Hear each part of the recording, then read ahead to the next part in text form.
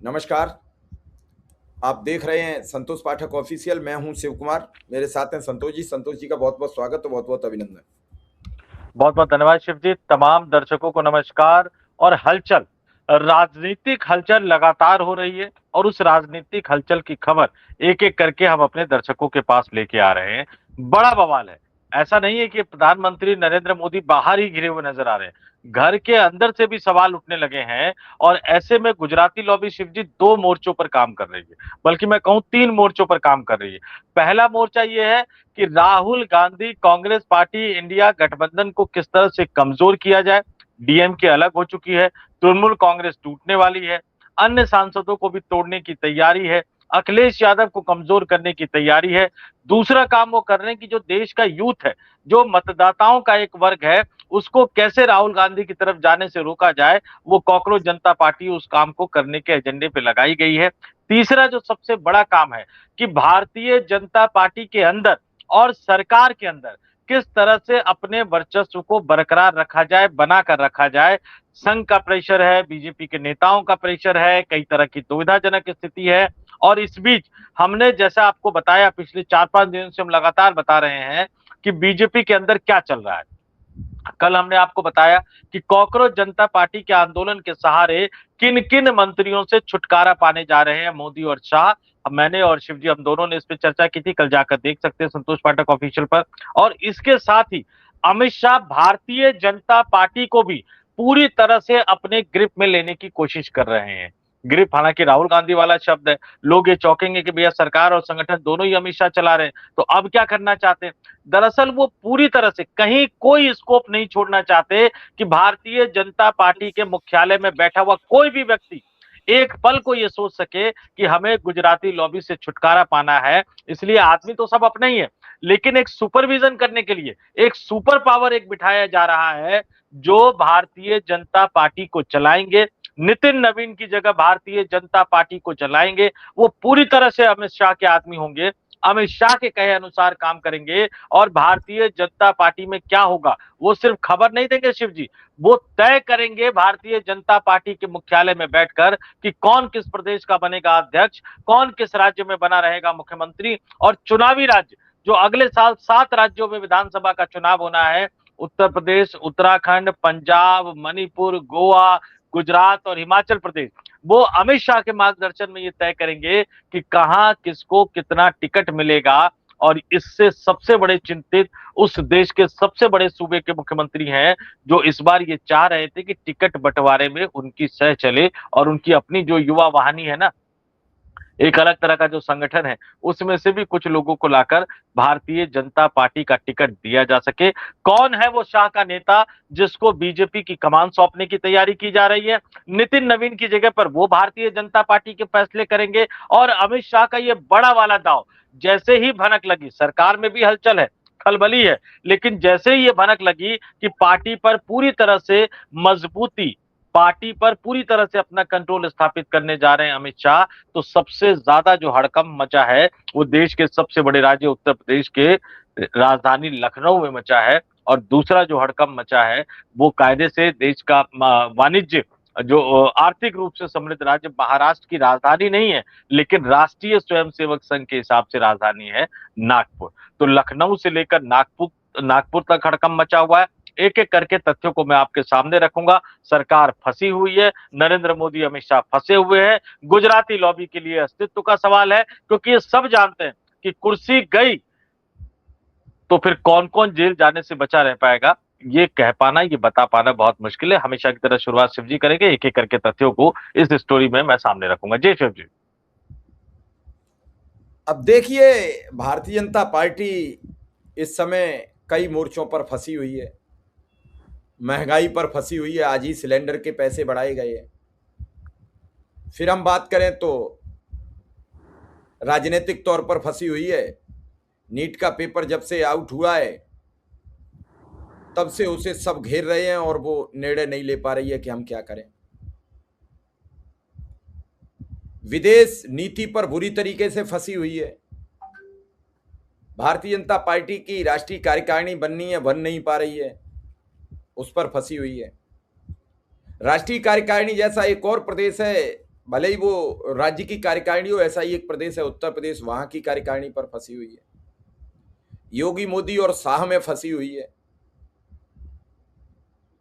बिहार के मुख्यमंत्री रोज मजाक बनवा रहे हैं, वो पता नहीं क्या बोल दें।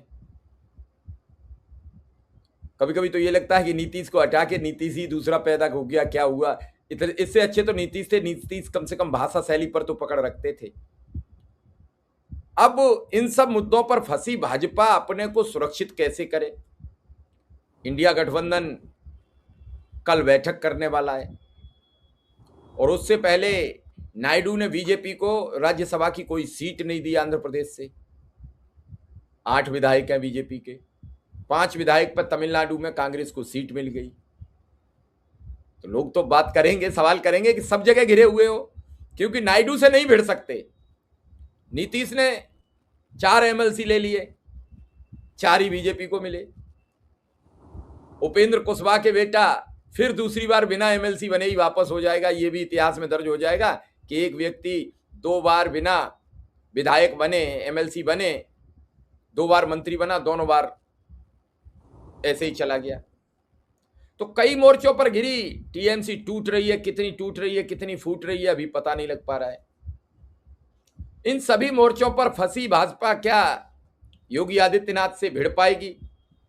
अब लड़ाई यूपी बनाम गुजरात हो गई है संतोष जी, अगर आप गहराई में देखोगे। मोदी और शाह ये हर हालत में चाहते हैं किसी भी पोजीशन पर नरेंद्र मोदी की जगह पर योगी ताकतवर ना हो। ये हर पल उनकी सोच है, हर पल उनकी जागरूकता है। इस पर क्या फोकस रहेगा? कैसे भाजपा योगी से योगी से टक्कर ले पाएगी? लगातार आप देखते हो केशव प्रसाद मौर्य, ब्रिजेश पाठक दिल्ली आते हैं, तत्काल मुलाकात प्रधानमंत्री से होती है, गृह मंत्री से होती है, लेकिन योगी आदित्यनाथ आते हैं तो प्रधानमंत्री के पास समय नहीं होता है और मुख्यमंत्री बैरंग लौट जाते हैं। कभी गृह मंत्री से हो जाती है तो गृह मंत्री उनके फोटो शेयर नहीं करते। तो ये सब के बीच क्या भाजपा में सब कुछ ठीक नहीं चल रहा है? मैं ये बताने का प्रयास जो लबोलबाब रहा मेरा ये है। और जब सब ठीक नहीं है तो फिर ठीक कहाँ है? झारखंड में गौरव वल्लभ कल पर्चा खरीद लाए हैं राज्यसभा की, अभी तक सीट फाइनल नहीं हो पा रही है। गौरव वल्लभ का पर्चा बेकार जाएगा, क्या वो राज्यसभा सांसद बनेंगे? इस पर प्रश्नवाचक चिन्ह लगा हुआ है। औरों की मजाक बनाने वाली भाजपा अब खुद फंसी हुई है। कल कॉकरोच पार्टी के धरना प्रदर्शन के बाद एक बात साफ हो गई कि कॉकरोच तो 5 ही घंटे में चारों खाने चित्त हो गए, 5 घंटे ही नहीं झेल पाए। आगे वो लोगों की लड़ाई कैसे लड़ेंगे ये तय होगा। जैसे सौरभ का कोई पंखा पीछे से हला रहा है, अभिषेक दीप के कह रहे हैं कि हम बहुत परेशान हैं, बीमार हो गए हैं। तो कई चीजें हैं जो देश में इस समय बड़ी तेजी से, जैसे एनवायरमेंट बदल रहा है, भरी दोपहरी में ओले पड़ रहे हैं, भरी दोपहरी में भयंकर बारिश, तूफान आंधी आ रहा है। तूफान आंधी तो आते हैं इस महीनों में, लेकिन पहली बार ओले पड़ रहे हैं। तो जब सब कुछ बदल रहा है तो क्या देश के हालात बदलेंगे संतोष जी, या ऐसे ही चलेंगे? देखिए शिव जी, जहां तक देश के हालात की बात है, कॉकरोच जनता पार्टी ने जंतर मंतर पर उतरकर कुछ कोशिश तो की है। हालांकि शुरुआत से ही कई तरह के सवाल खड़े हो रहे हैं जो कॉकरोच जनता पार्टी की भूमिका पर कई तरह के प्रश्न चिन्ह लगाते हुए नजर आ रहे हैं।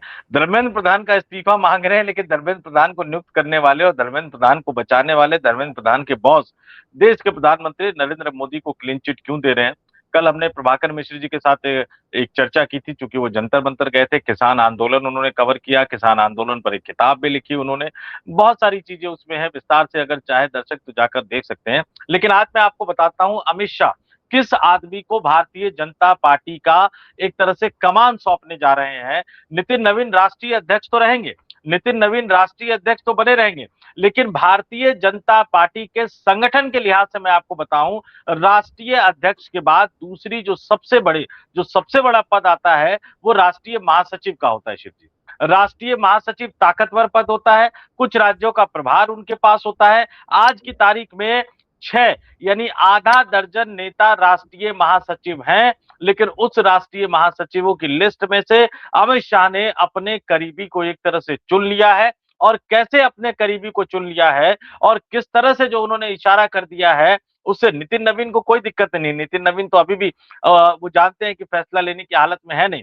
दिक्कत होगी अब योगी आदित्यनाथ को, क्योंकि उत्तर प्रदेश में विधानसभा का चुनाव होना है, टिकटों का बंटवारा होना है, कई सारी चीजें तय होनी है। उत्तर प्रदेश से योगी आदित्यनाथ खुद संसदीय बोर्ड के बड़े दावेदार हैं और उत्तर प्रदेश से करीब 8 नेताओं को राष्ट्रीय टीम में जगह मिलनी है। अब वो 8 नेता कौन होंगे, वो नितिन नवीन नहीं बल्कि वो नेता तय करेंगे जो कि उत्तर प्रदेश के गली गली मोहल्ले मोहल्ले को जानते हैं, समझते हैं, उत्तर प्रदेश में जिन्होंने लंबा समय दिया है और अमित शाह उन पर पूरा भरोसा करते हैं। और कैसे, मैं आपको सीधे बता देता हूं। राष्ट्रीय महासचिवों की लिस्ट 6 महासचिव, ध्यान से दर्शकों से कहूंगा एक एक करके सुने। अरुण सिंह 2015 से राष्ट्रीय महासचिव हैं, लेकिन उनको सांसद भी बीजेपी ने बना दिया है। अभी अरुण सिंह का दूसरा कार्यकाल चल रहा है, बीच में कई राज्यों के प्रभारी भी रहे वो लगातार, और राज्यसभा वो दूसरी बार जा चुके। दूसरे जो महासचिव है शिव जी, दुष्यंत गौतम है। वो उत्तराखंड के प्रभारी रहे हैं, तकनीकी रूप से अभी भी है लेकिन व्यवहारिक रूप से नहीं है। लेकिन राज्यसभा उनको बीजेपी पहुंचा चुकी है, एक राज्यसभा में वो रह चुके हैं। वर्तमान में वो पूर्व राज्यसभा सांसद है, लेकिन राज्यसभा उनको भेजा जा चुका है। राधा मोहन दास अग्रवाल गोरखपुर से आते हैं, विधायक रहे हुए हैं। पिछली बार जब जेपी नड्डा ने अपनी टीम का पुनर्गठन किया था तो योगी आदित्यनाथ के कोटे से राधा मोहन दास अग्रवाल को राष्ट्रीय महासचिव बनाया गया था और योगी आदित्यनाथ की सिफारिश पर ही उनको राज्यसभा का टिकट भी थमा दिया गया। तो आज राधा मोहन दास अग्रवाल राज्यसभा के सांसद हैं। विनोद तावड़े महाराष्ट्र की धरती से आते हैं। इनका देवेंद्र फडणवीस के साथ 36 का आंकड़ा रहा है। देवेंद्र फडणवीस ने इनको राज्य की राजनीति से बाहर कर दिया, अमित शाह ने लपक लिया, जेपी नड्डा की टीम में इनको राष्ट्रीय महासचिव बनवाया और इसी साल अप्रैल में ये राज्यसभा की सांसदी की शपथ ले चुके हैं, यानी ये राज्यसभा के सांसद हो चुके हैं। और जो 5वें महासचिव है तरुण चुग, तरुण चुग को अभी कुछ ही दिन पहले मध्य प्रदेश से भारतीय जनता पार्टी ने राज्यसभा का उम्मीदवार बनाया है। कल बकायदा मध्य प्रदेश जाकर उन्होंने राज्यसभा का उम्मीदवारी का पर्चा भी भर दिया और इनका भी राज्यसभा चुनाव जीतकर राज्यसभा सांसद बनना तय है। दर्शकों से कहूंगा 6 में से 5, अरुण सिंह राज्यसभा में है, विनोद तावड़े राज्यसभा भेजे जा चुके हैं, राधा मोहन दास अग्रवाल राज्यसभा में है, तरुण चुग को राज्यसभा उम्मीदवार बनाया जा चुका है, दुष्यंत गौतम अतीत में राज्यसभा के सांसद रह चुके हैं। लेकिन जिसने भारतीय जनता पार्टी को सबसे बड़ी जीत दिलाई, जिसने उत्तर प्रदेश में भारतीय जनता पार्टी के राजनीतिक वनवास को, 13 वर्ष के राजनीतिक वनवास को खत्म करने में महत्वपूर्ण भूमिका निभाई, उत्तर प्रदेश के गांव गांव, मंडल मंडल, जिले जिले में बीजेपी को मजबूत करने में बहुत महत्वपूर्ण भूमिका निभाई, जिस व्यक्ति ने उड़ीसा जैसे राज्य में जहां कोई सोच भी नहीं सकता था वहां भारतीय जनता पार्टी की सरकार बनवा दी, जिस व्यक्ति ने पश्चिम बंगाल में जो कोई सोच भी नहीं सकता था वहां भारतीय जनता पार्टी की सरकार बनवा दी, जिस व्यक्ति ने तेलंगाना में भारतीय जनता पार्टी का वोट प्रतिशत बढ़ा दिया और अब वो दावा कर रहे हैं कि अगली बार तेलंगाना में भारतीय जनता पार्टी की सरकार बनेगी। एक के बाद एक लगातार भारतीय जनता पार्टी को चुनावी जीत दिलवाने वाले भारतीय जनता पार्टी के वर्तमान छठे राष्ट्रीय महासचिव सुनील बंसल, इनको राज्यसभा नहीं भेजा गया है। क्यों नहीं भेजा गया है, क्या काम है? क्योंकि इनके ऊपर एक बड़ी जिम्मेदारी आने वाली है। ये बताया जा रहा है कि बीएल संतोष की विदाई होगी और बीएल संतोष की जगह राष्ट्रीय संगठन महासचिव सुनील बंसल बनने जा रहे हैं। हालांकि बीजेपी में जिस तरह की परंपरा रही है तो ये हो सकता है कि उनको फिलहाल कुछ टर्म के लिए जो है वो, जैसे बीएल संतोष को राष्ट्रीय सह संगठन महासचिव बनाया गया था वैसे ही इनको राष्ट्रीय सह संगठन महासचिव बनाया जाए, लेकिन राष्ट्रीय संगठन महासचिव की तरह ये पूरे फैसले करते हुए नजर आएंगे। तो सुनील बंसल की ताजपोशी, सुनील बंसल भारतीय जनता पार्टी के राष्ट्रीय मुख्यालय में अब भी बैठते हैं राष्ट्रीय महासचिव के तौर पर, लेकिन आगे वो राष्ट्रीय संगठन महासचिव के तौर पर बैठेंगे और फिर पूरे देश में हर राज्य में मुख्यमंत्री से लेकर मंत्री, प्रदेश अध्यक्ष, प्रदेश संगठन और यहां तक कि विधानसभा चुनाव में जो उम्मीदवारों का फैसला होगा, क्योंकि संसदीय बोर्ड और चुनाव समिति में तो बाद में जाएगा, पहले वो सुनील बंसल के पास आएगा, फिर संबंधित राज्य की कोर ग्रुप की बैठक लेंगे अमित शाह और फिर वो संसदीय बोर्ड और केंद्रीय चुनाव समिति में मंजूरी के लिए भेजा जाएगा। यानी सब कुछ वाया सुनील बंसल जाएगा और वाया सुनील बंसल का मतलब है अमित शाह, और सुनील बंसल योगी आदित्यनाथ की भी नस नस को जानते हैं, तो योगी आदित्यनाथ सुनील बंसल पर उस तरह से नहीं हावी हो पाएंगे जैसे वो जेपी नड्डा पर हो जाया करते थे, जैसे वो नितिन नवीन पर हो जाते हैं, जैसे वो पंकज सिंह को दौड़ाते रहते हैं बेचारे दिल्ली से लेकर लखनऊ, लखनऊ से लेकर दिल्ली, और जैसे वो यूपी में अन्य भाजपा नेताओं पर हावी हो जाते हैं, वो सुनील बंसल पर हावी नहीं हो सकते। और इसीलिए इसीलिए लखनऊ में हड़कंप मचा हुआ है। नागपुर इसलिए परेशान है क्योंकि नागपुर अभी तक देखिए भारतीय जनता पार्टी का एक सेट पैटर्न रहा है। राष्ट्रीय संगठन महासचिव आरएसएस से डेपुटेशन पर लाया जाता है।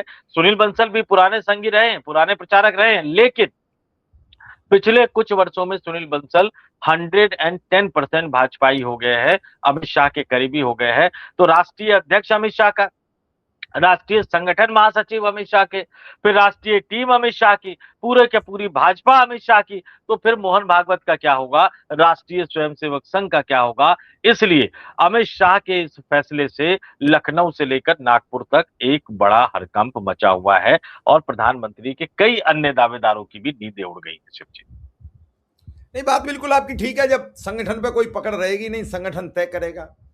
अगर आडवाणी जी का साथ राजनाथ ने दिया होता तो क्या नरेंद्र मोदी या प्राइम मिनिस्टर होते? अगर राजनाथ ने उनकी हाँ में हाँ नहीं बुलाई होती गोवा अधिवेशन में या मुंबई वाली बैठक में, तो क्या आज नरेंद्र मोदी प्रधानमंत्री होते? राजनाथ ने ही तो ऐलान किया। राजनाथ तत्कालीन राष्ट्रीय अध्यक्ष थे। राजनाथ ने किया, उसमें उनका भी अपना लालच था। उन्हें भी ये लग रहा था कि पूर्ण बहुमत की तो भाजपा की सरकार बनेगी नहीं, और नरेंद्र मोदी की नाम पर जो हमारे सहयोगी दल हैं वो कूद काद करेंगे, तो हो सकता है मेरी भी किस्मत खुल जाए, मेरी किस्मत खुल जाए तो कहीं मेरा भी दाव लग जाए। तो अब दाव तो किसी का लगा नहीं, सब अपने ही दाव से चारों खाने चित्त हो गए हैं। अब तो सबको अपने अपने पद बचाने मुश्किल पड़े हैं। क्या भरोसा है इस बार उनके बेटे को कहीं अच्छी जगह राष्ट्रीय कार्य समिति में या कहीं दूसरी जगह राष्ट्रीय कार्यकारिणी में या कहीं जगह मिल जाए और उनसे कहा जाए कि प्रेम कुमार धूमल की तरह आप भी मार्गदर्शक मंडल में चलिए। हालांकि अभी उनकी उम्र में है कुछ समय बाकी, और मोदी जी खुद को 75 साल रोकने के चक्कर में अब ऐसे दो चार नेताओं पर हाथ नहीं डालेंगे कि हम 75 का बहाना या 74 का बहाना या 70 का बहाना बना के उन्हें बैक टू पवेलियन पहुंचाए। तो राजनाथ के लिए अभी रास्ते खुले हुए हैं। लेकिन सवाल यह उठता है कि जब अमित शाह फिर वही 14 की तरह अपनी पूरी कमेटी, अपनी पूरी टीम तैयार कर लेंगे, तो फिर योगी आदित्यनाथ का क्या होगा? जो उनकी टीम उन्हें बार बार प्रधानमंत्री पद का सपना दिखा रही है, कह रही है अब की बार तो बस लाल किला से आप ही की स्पीच सुनना चाहते हैं। जब आप कहो, जब आप बोलो ये 80 और ये 20 बटोगे तो कटोगे, अब इनको हम देख लेंगे और जो बोलेगा उसके लिए हम गोली लेंगे। तो ये कई चीजें उनके समर्थक जो लगातार उन्हें समझा रहे हैं, वो फिर क्या करेंगे? और जब अमित शाह के हाथ में सब बीजेपी और सरकार और सब कुछ का कब्जा होगा, तो फिर नागपुर क्या करेगा? भाई मोहन भागवत को सुरक्षा मिली है, वो एक अलग बात है। सुरक्षा का मतलब ये भी होता है संतोष जी, हम आपकी सुरक्षा व्यवस्था बहुत चाक चौबंद कर दें तो आप दिन भर क्या करते हैं, आप किससे मिलते हैं, ये पूरी इंफॉर्मेशन हमें मिलती है। इस लिहाज से भी अमित शाह और नरेंद्र मोदी हर आदमी को सुरक्षा दे देते हैं जिसे वो अपने नजदीक बुलाते हैं। सुरक्षा के जरिए हमें सब कुछ पता लग जाता है। कहाँ जाओगे, परमिशन लेनी पड़ेगी। किस जिले में गए हो, ये भी परमिशन लेनी पड़ेगी। इकाई आप कहीं जा नहीं सकते क्योंकि जेड सिरोड़ी की सुरक्षा में आपको इंफॉर्मेशन पहले देनी होती है। तो कई राज हैं इसमें भीतर निहित। ये तय तो तभी करेगा जब पूरी कमेटी बन के सामने आएगी, किसके हाथ में क्या आया, किसके हाथ में क्या है। जिले में जब जिलाधिकारी और पुलिस कप्तान दोनों आपस में अच्छी ट्यूनिंग पर आ जाएं, तो मजाल है फिर मुख्यमंत्री को भी पता लग जाए कि जिले में क्या हो रहा है। ये तो कार्यकारिणी की बात है संतोष जी, सब एक ही पैटर्न है। अगर कार्यकारिणी और सिस्टम मैनेजमेंट, अरे आज हमने एक देखा पवन सिंह का वीडियो, वो बता रहे थे हमारे देश के राष्ट्रीय अध्यक्ष। अब बीजेपी का अध्यक्ष कोई बीजेपी का अध्यक्ष नहीं रहा है, इस देश का राष्ट्रीय अध्यक्ष बन चुका। वो तो वीडियो सोशल मीडिया वायरल है। और भी कई हैं। सम्राट चौधरी ने कहा कि हम फिजिक्स की बनाएंगे यूनिवर्सिटी, मैथ की यूनिवर्सिटी बनाएंगे, बायोलॉजी की यूनिवर्सिटी बनाएंगे। अब अजीब व गरीब भारत हो गया है और कोई किसकी जिम्मेदारी नहीं है, अकाउंटेबिलिटी नहीं है कि तुम क्या बोले हो तो बोले जाओ, गाए जाओ। वो कौन सा है कि खाए जाओ खाए जाओ, तो खाए जाओ, बोले जाओ, प्रभु के गुण गाए जाओ। जब ऐसी ही कामों से जनता खुश है और जनता वोट भर भर के झुआ दे रही है, क्या जरूरत है फिर चाहे 29 रुपया का सिलेंडर महंगा हो जाए, चाहे 2900 का हो जाए, कौन चिंता करेगा। और मोदी के भक्त यानी जिन्हें हम अंधभक्त भी कहते हैं, वो तो कह चुके हैं 500 रुपया की पेट्रोल कर देनी चाहिए मोदी को। मोदी जी को तो कल ही 500 रुपया की पेट्रोल कर देनी चाहिए, सिलेंडर 5000 का कर देना चाहिए, ताकि देश तो मजबूत हो जाए। अरे देश मजबूत होगा तो हम भी मजबूत हो जाएंगे। तो मैं तो यही अपील करूंगा सरकार से कि 2900 रुपया का सिलेंडर, 500 रुपया की पेट्रोल 5000 का कर दे, तब भी ठीक रहेगा। देश मजबूत हो, आर्थिक हालात देश के सुदृढ़ हो, देश तरक्की करे। नहीं तो फिर जैसे वेनेजुएला की राष्ट्रपति, जिसे कोई राष्ट्र मंजूरी नहीं दे रहा है, कोई राष्ट्र, और देश का सबसे बड़ा जनसंख्या का देश उन राष्ट्रपति महोदया का स्वागत सम्मान में बिछा हुआ हो, फिर तो यही होगा। संतोष जी, एक अंतिम कमेंट जानना चाहता हूं कि इस पूरी स्टोरी का लब्बो-लुआब क्या है? देखिए, इसका लब्बो-लुआब बिल्कुल सीधा और स्पष्ट है, क्योंकि संकट बढ़ता जा रहा है, तो अमित शाह सरकार में जो उनके लिए परेशानी का सबब बन चुके हैं, उन सबकी विदाई करना चाहते हैं और उसका श्रेय कांग्रेस पार्टी को देने के बजाय कॉकरोच जनता पार्टी को दिलवाना चाहते हैं। और दूसरी चीज, पार्टी के अंदर से आवाज न उठे, इसलिए पार्टी पर 100% पूरी तरह से अपना कब्जा करना चाहते हैं और इसके लिए सुनील बंसल को वो आगे ला रहे हैं। सुनील बंसल की एक तरह से ताजपोशी होने जा रही है और पार्टी कार्यालय में सुनील बंसल को बिठाकर अमित शाह योगी आदित्यनाथ को भी एक तरह से कंट्रोल करेंगे। और इसके अलावा प्रधानमंत्री पद के जितने दावेदार हैं और जितने बड़े बड़े नेता हैं, अब राजनाथ सिंह को अपने बेटे का कद बड़ा बनाना है तो जाहिर सी बात है कि फिर तो सुनील बंसल से ही बात करनी पड़ेगी। अगर किसी अन्य नेता को, देवेंद्र फडणवीस को मान लीजिए महाराष्ट्र में एमएलसी, राज्यसभा या कुछ और काम करवाना है, सुनील बंसल से बात करनी पड़ेगी। यहाँ तक कि हेमंता बिस्वा शर्मा को कुछ और करवाना है तो फिर हो सकता है कि सीधे अमित शाह की बजाय वाया सुनील बंसल अमित शाह जाना हो। तो सुनील बंसल का पूरी तरह से भारतीय जनता पार्टी को चलाना, ये गुजराती लॉबी को और ज्यादा मजबूत करेगा। स्पष्ट शब्दों में मैं कहूं कि नरेंद्र मोदी, अमित शाह प्लस गौतम अडानी। चलिए अब इस खबर को यहीं विराम देते हैं और फिर जल्द किसी खबर के साथ हाजिर रहेंगे। संतोष जी और दर्शकों का बहुत बहुत आभार, बहुत बहुत धन्यवाद। बहुत बहुत धन्यवाद।